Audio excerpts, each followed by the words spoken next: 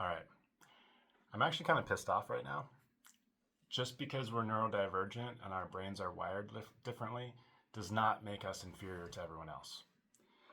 I was at a networking event recently and I got talking to this guy about the neurodiversity coaching that I do, and he was really interested.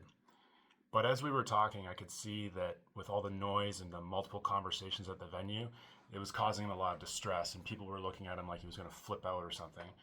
So I suggested we go outside to get away from the sensory overload. And he realized then that I understood what was going on for him in his brain. And he opened up, about his neurodivergence, his struggles, about how he wished more than anything that he could just have a brain that worked right, like everyone else, and just how much he would do to be neurotypical and not feel alone and isolated and worth less ever again.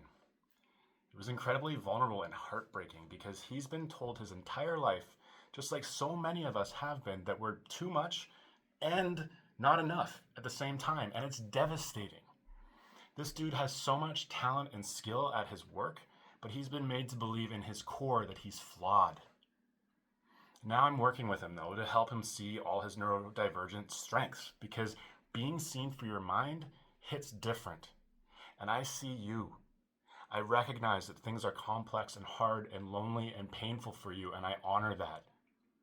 And I'm here to remind you that the way that you think, the way that you feel, the way that you exist, it matters. And I ask you to speak power, love, and encouragement into yourself. And I ask you to give yourself grace, patience, and a reminder that you and your brain are so freaking valuable. Please don't forget that.